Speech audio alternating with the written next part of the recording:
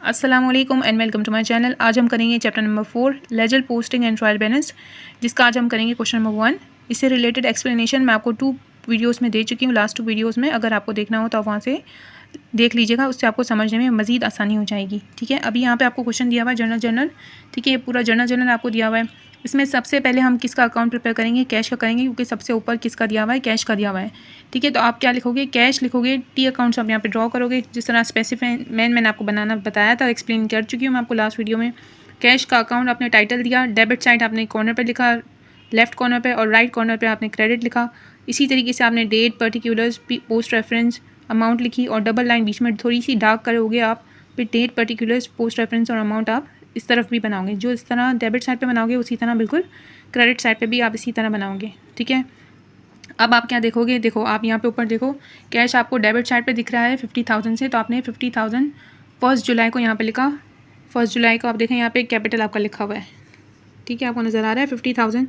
ठीक है, अच्छा 50,000 नज़र आ रहा है ना आपको। कैश तो डेबिट साइड पे था आपका, किस वजह से था? उसके अपोज अकाउंट का नाम आप यहाँ पे लिखोगे।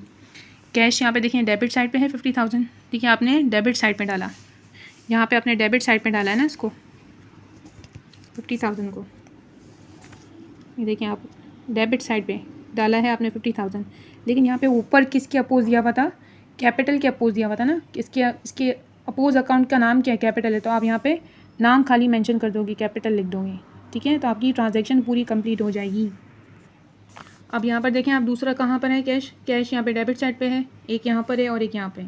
तो हो गया, आप यहाँ पे साथ साथ टिक लगाते जाओगे ताकि आपकी एंट्रीज बराबर हो जाए, आपकी कोई मिस ना हो जाए। ठीक है, तो आप 48,000 डेबिट साइड पे लिखोगे और उसका नाम क्या लिखोगे? उसके बराबर में टाइटल क्या, पर्टिकुलर्स में क्या लिखोगे? आप सेल्स लिखोगे।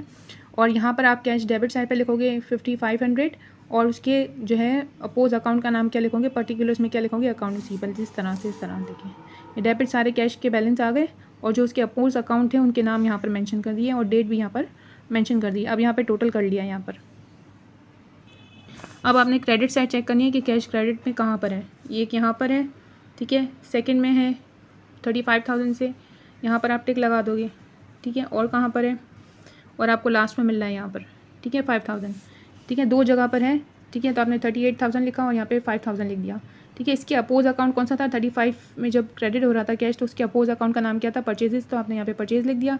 और जब 5,000 से कैश क्रेडिट हो रहा था उसके अपोज अकाउंट क्या था? सैलरी एक्सपेंस डेबिट में पड़ा हुआ था, तो उसका नाम आप यहाँ पे मेंशन करोगे, उसके अपोज अकाउंट के नेम आप मेंशन ज़रूर करोगे। ठीक है, कैश की नेचर क्या है कि उसकी डेबिट साइड हैवी होगी। ठीक है, तो अब आपने इन तीनों को टोटल कर लेना है, एक लाइन छोड़ के आप टोटल करिएगा ताकि आपका कॉपी में सही आंसर आए, क्योंकि आपने ये बनाना होता है, इसका उसको आपने डालना होता है। तो आप ज़रूर एक लाइन छोड़ के ही ये बैलेंसिंग करिएगा, 1 या 2 लाइन्स आप जो है छोड़ कर बनाइएगा। अब इसको आपने टोटल किया तो आपके पास क्या आ गया? 1,03,500 आ गया। ठीक है, और इसका आप टोटल करते हो तो क्या आ रहा है? अप्रॉक्सीमेटली 40,000 आ रहा है। तो 1,35,000 में से आप 40,000 को सब्ट्रैक्ट करोगे ना, तो आपके पास क्या आ जाएगा? 63,500। जब आप यहाँ पे 63,500 लिखोगे, ये साइड हैवी है ना, ये तो 40,000 है, 1 लाख ज़्यादा होते हैं, तो यहाँ पर कम है, इस क्रेडिट साइड पे अमाउंट कम है, तो वो जो अमाउंट कम है वो आप यहाँ पे बैलेंस CD करके लिखोगे 63,500 कैरी डाउन करके लिखोगे। इसका डिटेल में एक्सप्लेनेशन मैंने आपको बहुत अच्छे तरीके से समझाया है। अगर आपको समझ नहीं आ रही है तो काइंडली आप वो वीडियो ज़रूर देखिएगा, वरना यहाँ से पर सवाल में सॉल्व करते करते आपको एक्सप्लेनेशन में लग जाऊँगी और टाइम काफ़ी वेस्ट हो जाएगा।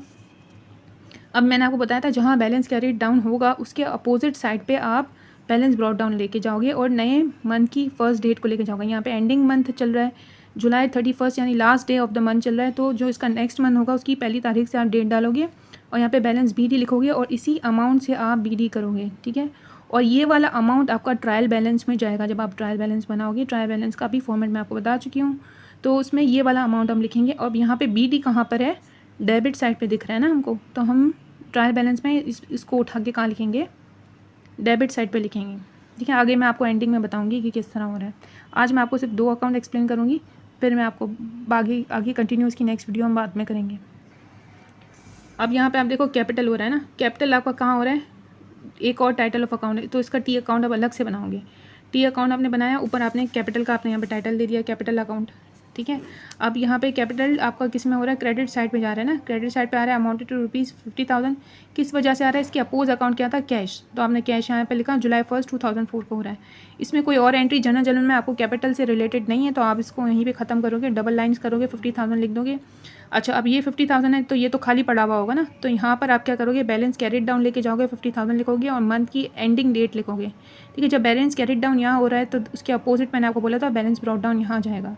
ठीक है, ओपनिंग डेट ओपनिंग मंथ की डेट के साथ जाएगा, यानी पहली तारीख को नेक्स्ट मंथ की डेट के साथ जाएगा। यहाँ पे जुलाई 31 है, या तो यहाँ पे इसके नेक्स्ट डे यानी अगस्त 1 को बैलेंस ब्रॉट डाउन हो जाएगा।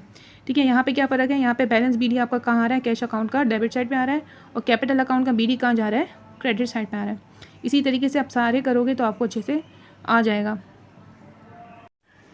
टी अकाउंट हो सकता है आपको बनाना मुश्किल लगे, तो आप क्या करोगे, सबसे पहले इस जर्नल को देखते हुए इसके टाइटल ऑफ अकाउंट्स आप देख लोगे कि आपको टी अकाउंट्स कितने प्रिपेयर करने हैं।